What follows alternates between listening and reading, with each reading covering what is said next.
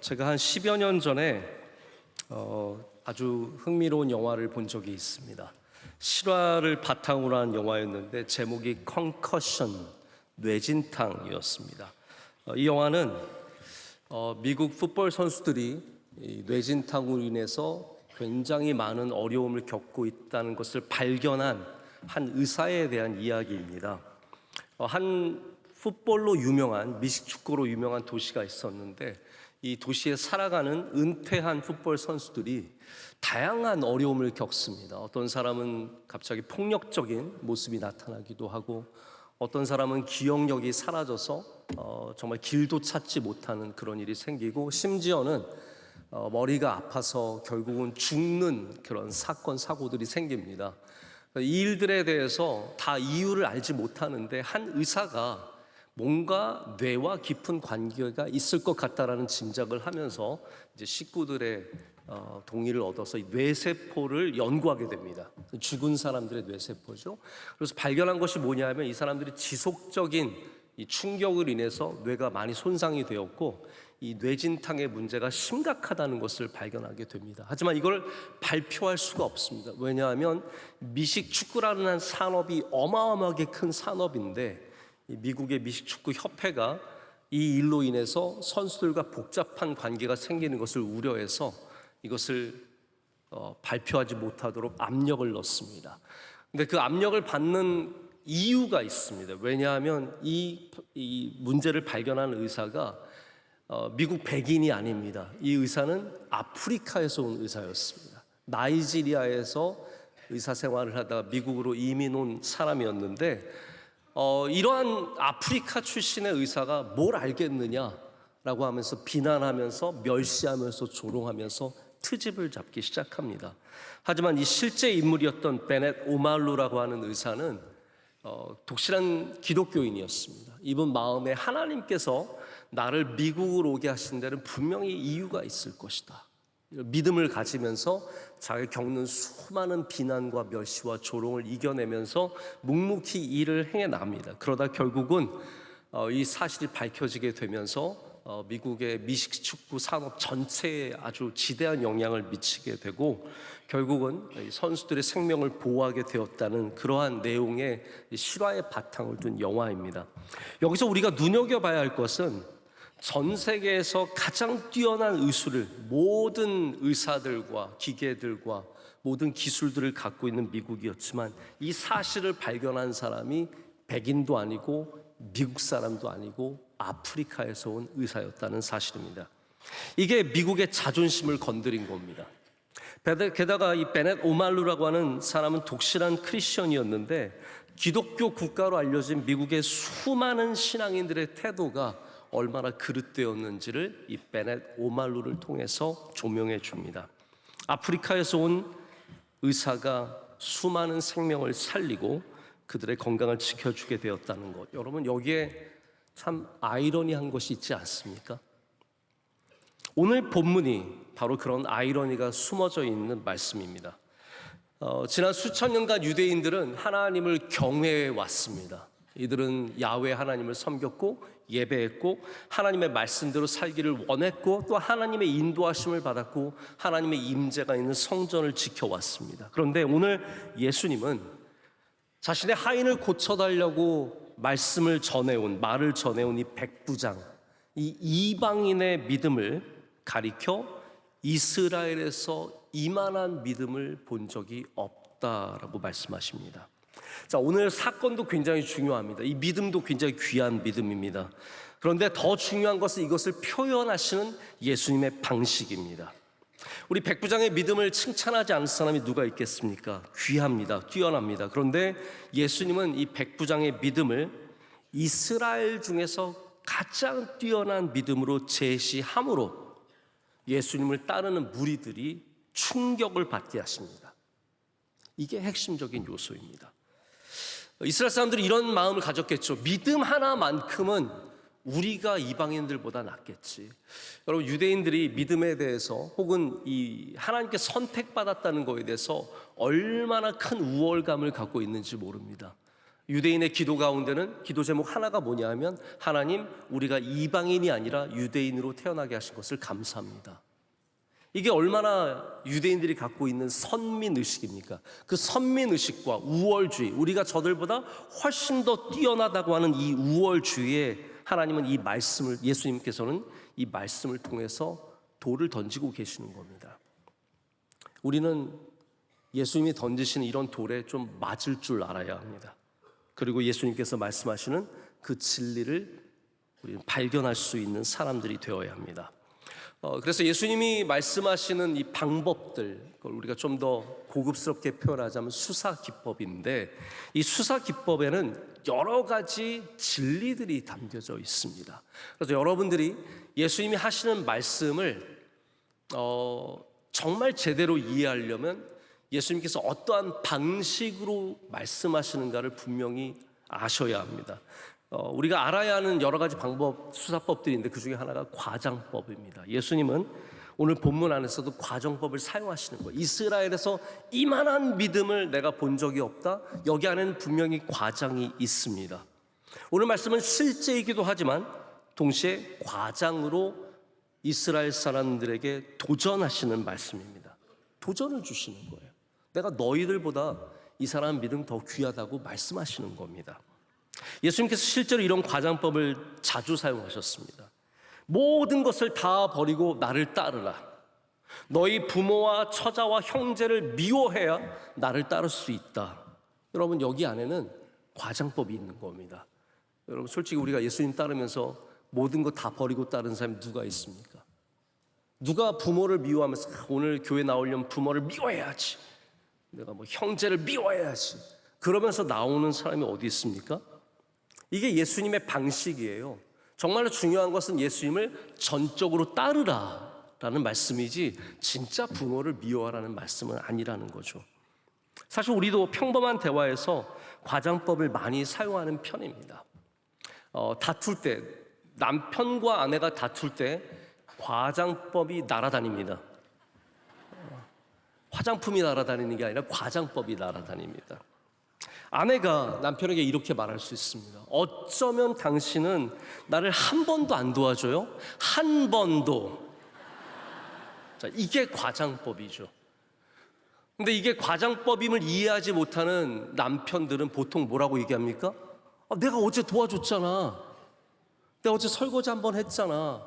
지난주에 내가 쓰레기 갖다 버렸잖아. 왜냐하면 남편들에게 걸리는 거는 이거 한 번도라는 표현이에요.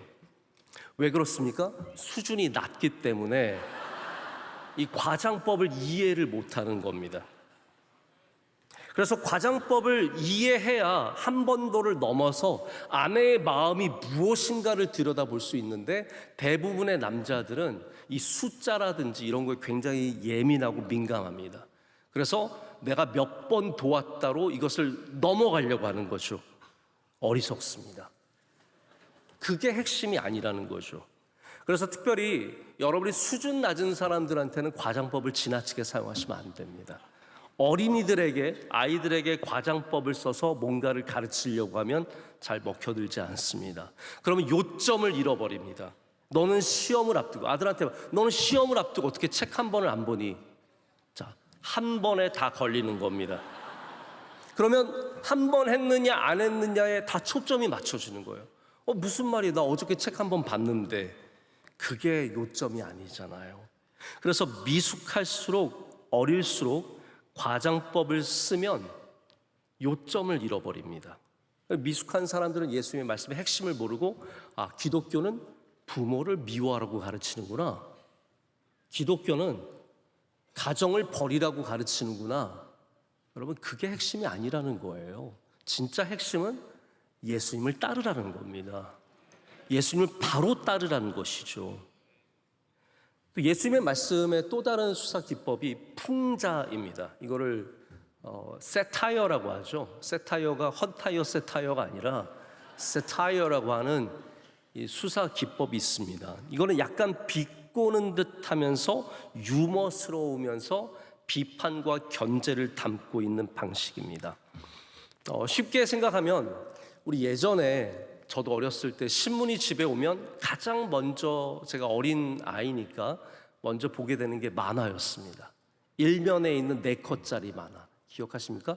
고바우 영감. 1955년부터 2000년까지 김성환, 화백이 동아일보, 조선일보, 그리고 마지막에는 문화일보에 연재했던 4컷짜리 만화입니다. 이런 게 세타이어, 바로 풍자가 들어있습니다. 특별히 권력을 비꼽니다.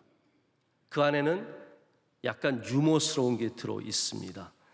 실제로 이 고바우 영감이 나라의 정치라든지 이런 것들을 풍자했을 때 이거를 정권이 받아주지 못합니다. 이게 수준이 낮은 거예요. 수준이 높은 정권은 풍자를 받아줄 수 있어야 합니다. 약간 비꼬는 것을, 견제하고 비판하는 것을 충분히 받아주고 그것을 함께 웃어줄 수 있고 우리의 잘못된 것을 고쳐가면 되는 건데, 이걸 못 받아주니까 독재 정권이 말을 지우고 4칸의 그림이어야지 완성이 되는데 1칸을 지워버립니다. 그래서 나갈 정도로 많은 핍박과 많은 견제가 있었다는 얘기를 듣습니다. 예수님도 세타이어를, 풍자를 많이 쓰셨습니다. 바리새인들에게 그리고 서기관들에게 겉과 속이 다르다라고 말씀하시면서 너희들은 회칠한 무덤이라고 말씀하셨습니다. 그때 바리새인들이 발끈했죠. 왜 그렇습니까? 수준이 낮으니까 발끈하는 겁니다. 여러분, 기독교가 세상에서 해악과 풍자의 대상이 될 때가 많습니다. 원래 풍자와 해악은 항상 권력을 집중하게 되어 있습니다. 교회가 힘을 갖고 교회가 능력을 가지면 세상은 교회를 견제하고 비판합니다. 그때 발끈하면 안 된다는 거예요. 그때 우리는 오히려 더 넓은 마음으로 우리의 잘못을 돌아볼 수 있는 그러한 영성을 가져야 합니다. 할렐루야. 그게 우리의 자세가 되어야 하는데, 예수님께서 이런 말씀을 하실 때 바리새인들은 받지 못했습니다. 예수님께서 그들의 기도를 중언부언, 다시 말해서 나다다다 바바바바 한다고 말씀하신 것은 풍자적인 것이었습니다. 반면에 예수님께서 진리를 선포하실 때는 오늘 말씀에 나오는 이야기처럼 아이러니를 많이 사용하셨습니다. 아이러니는 모순 혹은 부조화라고 말을 할 수 있습니다. 근데 제가 아이러니라고 하는 말을 오늘 쓰게 되는 것은 이게 좀 더 풍성한 뉘앙스를 가졌기 때문에 계속해서 제가 오늘 사용하도록 하겠습니다. 예수님의 특별히 말씀과 비유를 보면 그 안에 아주 모순과 부조화가 극대화되는 모습들을 볼 수 있습니다. 뭐라고 말씀하셨습니까? 죽어야 산다라고 말씀하십니다. 아이러니입니다. 낮아져야 높아진다고 말씀하십니다. 잔치집에 가면은 맨 위에 앉으려고 하지 말고 맨 끝에 가서 앉으라는 거죠. 그러면 사람들이 너를 높은 자리로 인도할 것이다. 거기에 아이러니가 있습니다. 골방에 들어가서 기도해야 하나님이 알아주신대요. 이게 아이러니가 아닙니까? 사람들 보이는 곳에서 하는 것은 다 잊혀지게 되고 오히려 골방에 들어가서 하는 것들이 하나님이 알아주시는 것이다 라고 말씀하십니다. 근데 예수님은 항상 이 모순, 이 아이러니를 통해서 진리를 선포하셨습니다. 그것을 읽어낼 수 있는 사람에게 복이 있습니다. 예수님의 삶 자체가 아이러니입니다. 나사렛 예수 그리스도, 처음과 끝이 뭔가가 맞지 않습니다. 메시아예요. 그리스도는 메시아라는 겁니다. 그런데 나사렛에서 난 메시아입니다. 예루살렘에서 나지 않았습니다. 이사야는 예수님의 오심에 대해서 가리켜 왕같지 않은 왕이 우리에게 올 것이다 라고 말합니다. 53장 이사야서를 보면 여호와의 팔이 누구에게 나타났느냐, 그러니까 여호와의 권능이, 여호와의 능력이 누구에게 나타났느냐라고 말하면서 2절과 3절에 극도로 아이러니한 메시아를 노래합니다. 그는 주 앞에서 자라나기를 연한 순 같고 마른 땅에서 나온 뿌리 같아서 고운 모양도 없고 풍채도 없은즉 우리가 보기에 흠모할 만한 아름다운 것이 없도다.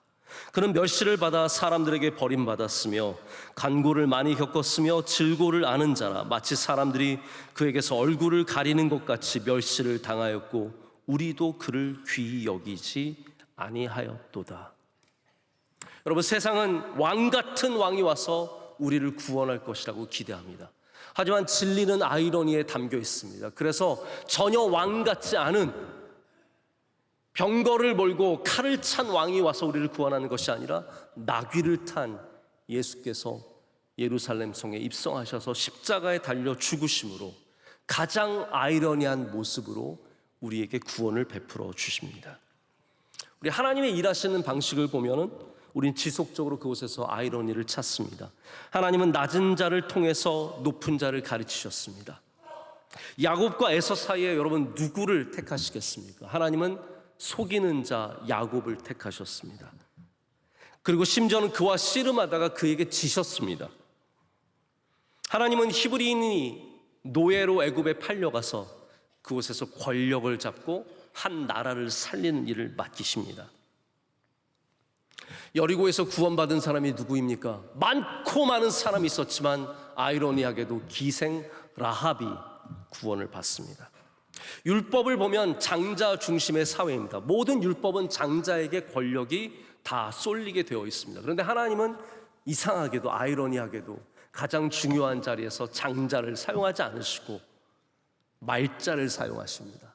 그래서 막내 다윗을 부르셔서 이 나라의 왕으로 삼으시고 둘째 모세를 부르셔서 하나님의 백성들을 이끌어내십니다. 이 모든 것이 무엇을 말합니까? 진리가 이 아이러니라고 하는 구조 속에 들어있다는 것이죠. 그것이 성경의 외침입니다. 그래서 우리가 아이러니를 제대로 이해하지 못하면 하나님의 진리를 만날 수가 없습니다. 우리도 그 구조 속으로 들어갈 수 있어야 합니다.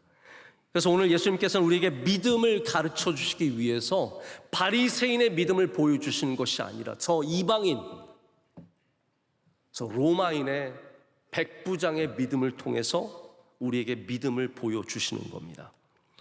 제가 백부장 이야기를 늘 보는 말씀이지만 우리가 전혀 다른 관점으로 만나게 될 때가 참 많은 것 같습니다. 백부장 이야기도 그런 것 같아요. 저는 백부장의 이야기를 읽을 때마다 어떻게 보면 그냥 제가 알고 있는 상식을 읽으면서 넘어왔던 것 같습니다. 하지만 성경을 더 자세히 보면 백부장의 사건이 굉장히 독특하다는 걸 알 수 있습니다. 백부장이 예수님께 나온 게 아닙니다. 백부장은 너무나 훌륭한 사람이어서 이스라엘 장로들의 존경을 받고 있었습니다. 그래서 이 장로들이 예수님에게 가서 이 백부장을 소개한 겁니다. 장로들이 예수님께 가서 뭐라고 말했냐면 이 사람은 우리 민족을 사랑하는 사람입니다. 다시 말해서 이스라엘을 사랑하는 사람이고 그 말은 바꾸어 말하면 야훼 하나님을 사랑하는 사람이라는 뜻입니다. 그리고 이 사람은 우리를 위해서 회당을 지어준 사람입니다. 여러분 지금도 교회 건축하면 훌륭한 믿음의 사람이라고 말하지 않습니까? 회당을 지은 사람이라고 예수님께 소개를 합니다. 실제로 예수님과 백부장이 만나지 않았습니다. 백부장이 사람을 통해 말을 주님께 전한 겁니다. 그런데 예수님께서는 이 말을 전해준 백부장을 보시면서 그가 이스라엘을 얼마나 사랑하는지 회당을 몇 개 지어주었는지 때문에 칭찬하시는 것이 아니라 예수님이 정말로 감동을 받은 것은 그가 예수님의 말씀만으로도 내 하인이 나을 수 있다고 믿는 그 고백 때문이었습니다. 여러분 지금까지 이스라엘에서 누가 이런 믿음의 모습을 보여줬습니까? 예수님 옆에 수많은 제자들이 있었고 오늘도 따르는 무리가 있었지만 그 어떤 누구도 예수님에게 이런 전적인 신뢰, 온전한 신뢰를 보여준 사람이 없었다는 겁니다. 아이러니하죠. 근데 예수님께서 이 사건을 통해서 우리의 믿음을 지적하고 계시는 겁니다. 누구의 믿음이 진짜 훌륭한 믿음이냐는 거예요. 아이러니에 대해서 특별한 연구를 하신 분이 있습니다. 박사학위 논문으로 아이러니에 대해서 쓰신 분이 있는데 그 유명한 철학자 키에르케가르입니다. 키에르케고르가 아이러니를 통해서 진리를 발견하는 것에 대한 논문을 씁니다. 이분이 말하는 것은 아이러니는 기존의 질서나 가치를 부정한대요. 기존의 질서와 가치를 부인합니다. 우리가 지금까지 말했던 수많은 아이러니의 이야기들이 다 기존의 질서와 가치를 부인하는 겁니다. 그러면서 더 깊은 진리로 나아가는 통로다라고 얘기를 합니다. 오늘 말씀이 바로 그런 예입니다. 이스라엘에서 이만한 믿음을 만나보지 못했다는 주님의 말씀은 사실은 이스라엘의 믿음이 얼마나 잘못되었는지를 지적하는 현실의 부인과 가치의 부정입니다. 오히려 이방인에게서 배워야 한다. 라고 말합니다. 근데 여러분, 이거를 기분 나쁘게만 받아들이면 어떡하겠습니까? 이스라엘 사람들이 이거 듣고 기분 나쁘죠. 왜냐하면 우리 열심히 예수님 믿고 하나님 믿고 예배 열심히 드리고 제사 열심히 드리고 회당에 날마다 모이는 사람들이 이 이야기 들으면 기분이 확 나빠지는 겁니다. 우리가 지금까지 얼마나 수고하고 하나님 잘 섬겨왔는데 우리의 믿음은 전혀 칭찬하지 않고 저런 이방인의 믿음을 칭찬한다고? 만약에 그 당시에 예루살렘에 신문이 있었다면 예루살렘 일보에 이렇게 나왔을 거예요. 그 다음 날 예수 알고 보니 로마의 앞잡이. 기분 나쁘죠. 이런 공격을 충분히 할 수 있는, 로마 사람 좋아하는구나, 이방인들 좋아하는구나, 알고 봤더니 앞잡이구나, 이렇게 몰아갈 수 있습니다. 그런데 이런 식으로 반응하면 아이러니 속에 담겨있는 진리를 만나지 못하는 겁니다. 여러분, 발끈하지 마시고 진리를 발견하셔야 된다는 거예요. 이스라엘 역사에는 이런 아이러니가 많이 있습니다. 그들이 하나님을 배반하고 우상을 섬길 때 바벨론이라고 하는 거대한 국가가 그들을 무너뜨렸습니다. 성전이 다 불타버리고 예루살렘은 완전히 황폐화되고 수많은 사람들이 포로로 바벨론에 잡혀갔습니다. 근데 여러분, 아이러니한 것은 그때서야 그들이 믿음을 되찾기 시작했다는 거예요. 그들은 율법을 살피기 시작했고 잃어버렸던 안식일을 되찾았고 유월절을 되찾았습니다. 하나님을 향한 믿음을 되찾기 위해서 정체성을 바로잡는 일들이 바로 이러한 멸망, 파괴, 괴로움, 모순 속에서 일어나는 겁니다. 이런 노력들이 다 다니엘서와 에스더서에 고스란히 등장합니다. 여러분, 이게 아이러니하지 않습니까? 우리에게 왜 이런 일이 일어나나? 우리 하나님 믿는 민족인데, 우리가 하나님 섬기는 나라인데 왜 이런 일이 일어나나? 여러분 들어보십시오. 왜 이런 일이 일어나나에 하나님의 진리가 담겨져 있다는 거예요. 바로 그러한 모순 속에, 그러한 아이러니 속에 하나님의 진리를 발견해야 된다는 겁니다. 그것에 바르게 반응하는 사람이 있는가 하면 절대로 그 진리를 만나지 못하고 생을 마치는 사람들도 너무나 많다는 겁니다. 자, 여러분, 우리의 삶에 한번 돌아보시고 생각을 해보시면 좋을 것 같습니다. 왜 그리스도인들에게 어려운 일이 생길까요? 아이러니하지 않습니까? 예수님 잘 믿었는데, 우리 아버지가 장로님인데, 우리 어머니가 권사님인데, 내가 청년부 회장이었는데 왜 그런 일이 생길까요? 왜 이렇게 선한 일을 하는 백부장에게 어려운 일이 생겼을까요? 제가 어젯밤에 말씀을 다 준비를 마치고 이제 어머니가 보내주신 저녁 식사를 했습니다. 오늘 잘 준비하기 위해서 많이 먹어둬야 합니다. 그래서 어머니가 보내주신 생선 2조각이나 보내주셨어요. 다 먹고 제가 어제 또 마침 이제 시간도 좀 여유가 있고 그래서 이제 부엌에다, 저희 사무실 부엌에다가 이제 식사를 갖다 놓은 다음에 제가 그냥 왠지 좀 내가 청소할 수 있을 것은 좀 청소하자라는 마음으로 좀 설거지를 시작을 했습니다. 제가 늘 그러는 건 아닙니다. 제가 설거지, 저 좋은 목사라고 이런 얘기하는 게 아니에요. 그렇게 설거지를 하는데 이렇게 도자기 그릇에 담았던 이제 그게 있어서 이렇게 씻고 위에 뚜껑이 이제 제 손바닥만한 뚜껑인데 이렇게 잡고 씻으려고 하는 순간 이게 팍 깨지는 거예요. 제 손 위에서 도자기가 산산조각이 났습니다. 저는 그때 바로 어떤 생각이 들었냐면, 이 손이 완전히 망가지겠구나. 왜냐하면 여러분, 도자기가 이 손을 하나라도 그으면 완전히 찢어지는 거죠. 근데 제가 딱 그런 순간에 딱 보니까 도자기만 산산조각이 나고 손은 멀쩡했어요. 너무너무 감사하죠. 근데 저는 아마 이런 일들이 생기시는 분들은 다 그런 경험을 하실 거예요. 여러분, 어려운 일이 생기면 우리에게 첫 번째 드는 마음이 뭔지 아십니까? 내가 무슨 죄를 졌지예요. 내가 무슨 죄를 졌지? 오늘 내가 뭘 잘못했지? 이게 우리 기본적인 우리의 마음에 드는 생각입니다. 우리 삶에 어려움이 닥쳐올 때, 바로 아이러니한 일들이 생길 때, 모순되는 일들이 생길 때 우리는 내가 무슨 죄를 지었지를 가장 먼저 떠올립니다. 이것이 욥기에 나오는 친구들의 반응입니다. 자, 네가 죄가 없다는 건 말이 안 된다는 거예요. 죄가 있기 때문에 네가 벌을 받은 것이고 죄가 있기 때문에 너에게 문제가 생겼다는 거죠. 이게 우리의 기본적인 윤리의 바탕입니다. 자, 욥기를 강의할 때도 여러분께 설명을 드렸지만 가장 인간의 기본적인 지혜가 뭐냐면 권선징악이에요. 착한 일을 하면 복을 받고 나쁜 일을 하면 벌을 받는다. 그러니까 이게 우리의 틀이면 우리는 항상 모든 것을 권선징악으로만 생각합니다. 자, 복을 받으면 내가 뭔가 착한 일을 했을 거야. 아니, 하나님은 여러분이 착한 일 안 해도 복을 주실 수 있는 분이세요. 그렇기 때문에 반대로 말하자면 나쁜 일이 생기면 내가 뭔가 잘못했을 거야라고 생각을 하죠. 근데 여러분, 하나님은 권선징악 안에 갇혀 있으십니까? 아닙니다. 하나님은 권선징악보다 크신 분이세요. 우리에게 일어나는 모든 일들을 이 권선징악의 틀 안에 집어넣을 수 없다는 말입니다. 저도 어젯밤에 내가 뭔가 잘못했을 거야 라는 생각을 가장 먼저 가졌습니다. 두 번째로 우리가 갖는 생각이 원망입니다. 하나님 왜 이러세요? 하나님 저한테 왜 이러세요? 저 집사님은 제가 보니까 저보다 훨씬 더 이상하게 사는데, 저 집사님은 축복해 주시고 왜 저 악한 사람들은 잘 되게 하시는데 저는 왜 이렇게 힘들게 하세요?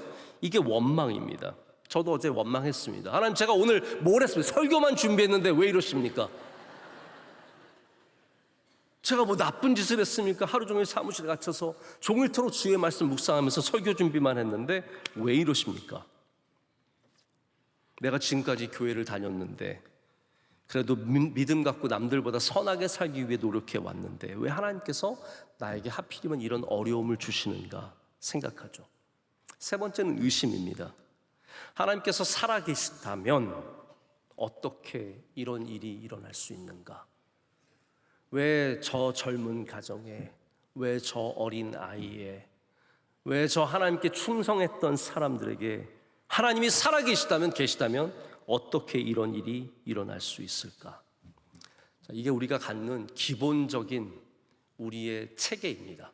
우리의 반응입니다. 저는 오늘 여러분께 한 가지 더 반응할 것을 드리고자 합니다. 우리의 모순된 삶 속에서, 아이러니한 장소에서 내가 하나님 열심히 믿었는데 갖는 어려움과 내가 예상하지 못한 어려움을 만났을 때 우리는 그곳에서 진리, 모순 안에 담겨있는 진리를 만나야 합니다. 그리스도인들은 우리의 실패 속에서, 믿는 내가 겪는 어려움 속에서, 예배를 빠지지 않고 나왔는데 걸린 우울증 속에서 우리의 죄책감과 원망과 의심을 넘어서 모순된 곳에서 만나는 예수 그리스도의 진리를 찾아야 합니다. 아까 말씀드렸던 키에르케고르는 그래서 실존적 절망을 경험해야 하나님의 은혜를 만난다라고 말합니다. 그런 책 제목이 있습니다. 나의 끝, 예수의 시작. 우리의 모순된 자리에서, 그 바닥과 같은 곳에서 우리가 예수님을 만나야 새로운 시작을 할 수 있다는 말입니다. 자, 이런 모순의 진리를 체화하고 신학화한 사람이 있습니다. 바울입니다. 바울 역시 하나님을 정말로 경외하고 예수님 복음 위해서 온 세상을 다닌 사람 아닙니까? 그런데 그가 얼마나 많은 질병과 얼마나 많은 어려움을 당했습니까? 그럴 때 그가 한 고백이 뭡니까? 그 모순된 삶의 자리에서 내가 약할 때 강하다라고 말합니다. 왜냐하면 그 모순 속에서 진리를 만났기 때문입니다. 내가 약할 때 강하여진다. 나의 약함 속에서 예수 그리스도의 진리를 발견했기 때문에 그런 고백을 하게 되는 겁니다. 우리의 원하는 대로 되지 않는 삶 속에서 하나님의 역사하심을 발견하는 사람들은 바로 이러한 모순의 진리를 고백할 수 있게 됩니다. 자, 제가 오늘 이제 말씀을 맺고자 합니다. 어떤 푸드 다큐멘터리를 봤더니 유명한 셰프들이 모여서 전 세계에서 가장 맛있는 피자를 찾아 떠납니다. 제가 피자를 많이 좋아합니다. 네. 우리나라 유튜버들도 우리나라에서 제일 맛있는 평양냉면집 이런 거 찾아가잖아요. 이 비슷한 겁니다. 이분들이 여러 곳을 가는데 이제 가장 먼저 간 곳 중에 하나가 예일대학교 앞에 있는 피자집입니다. 의외로 예일대 앞에 있는 피자집 하나가 정말 유명한 데가 있습니다. 제가 그래서 이번에 우리 집사님 아들이기도 하고 우리 장로님 손자이기도 한 친구가 예일대학교에 합격을 했어요. 제일 제가 궁금한 것은 너 그 피자집 가봤냐 해. 저는 예일대에는 관심이 하나도 없습니다. 뭐 예일대를 가든 하버드를 가든 뭐 그거는 자기의 복이고, 제가 정말로 궁금한 건 그 피자가 맛있냐 맛이 없느냐. 맛있대요. 뉴욕의 사람들이 피자의 진심입니다. 뉴욕은 그래서 가시면 피자를 그냥 지나가는 길에서 아무 데서나 드셔도 다 맛이 있습니다. 이분들이 뉴욕에 가서도 맛있는 피자집을 찾아서 먹습니다. 근데 이분들이 결과적으로 전 세계에서 가장 맛있는 피자집을 찾았는데 어디 있냐면 바로 일본 도쿄에 있습니다. 아이러니하지 않습니까? 전 세계의 가장 맛있는 피자집이 이탈리아 나폴리에 있는 게 아니라, 로마에 있는 게 아니라, 뉴욕에 있는 게 아니라, 뉴헤이븐에 있는 것이 아니라 바로 도쿄에 있다는 거예요. 이건 마치 우리나라 사람들만이 먹는 예를 들어서 청국장, 전 세계 가장 맛있는 청국장집이 어디 있느냐, 스웨덴 어디에 마늘이 있는 거나 같은 거예요. 유럽에서 여행을 가서 힘들게 여행한 다음에 우리 청국장으로 몸 풀자, 스웨덴에 가야겠네? 그리고 스웨덴 가는 것과 똑같은 얘기라는 거죠. 여기에 가장 뛰어난 믿음이 누구에게 있느냐? 로마인, 이방인, 백부장에게 있다고 주님은 말씀하시는 겁니다. 구원이 어디 있느냐? 저 왕에게 있는 것이 아니라 저 시골뜨기 나사렛 예수 그리스도에게 구원이 있다고 말씀하시는 겁니다. 어디에 구원이 있느냐? 십자가에 있대요. 유대인들에게는 거리끼는 것이요, 이방인들에게는 미련한 저 십자가에 하나님은 아이러니하게 구원의 메시지를 담아주신 겁니다. 아이러니한 곳에 진리가 있습니다. 그러면 우리의 삶의 고난의 자리가 가장 아름다운 열매가 맺혀질 수 있는 자리가 될 수 있습니다. 우리는 가장 낮은 곳에서 가장 큰 소망으로 살아갈 수 있습니다. 가장 어려운 사람을 만났을 때 가장 담대한 사람이 될 수 있습니다. 여러분, 인생의 모순된 순간에서 하나님이 던지시는 믿음의 끈을 붙잡으시길 축복합니다. 내가 이방인이어도 가장 큰 믿음의 사람 될 수 있다는 것을 믿으시고, 여러분의 모든 삶의 자리에서 주님께 가장 큰 칭찬받는 복이 있으시기를 축복합니다. 기도하겠습니다. 하나님 아버지, 감사합니다. 세상의 가장 아름다운 곳에 기쁨과 행복이 있는 것이 아니라 바로 오늘 주일 이 자리에 기쁨과 행복이 있는 줄로 믿습니다. 우리의 인생의 모순된 곳에서 주님의 인도하심과 주님의 역사하심과 주님의 진리를 만나는 복을 내려 주시옵소서. 예수님의 이름으로 기도드립니다. 아멘.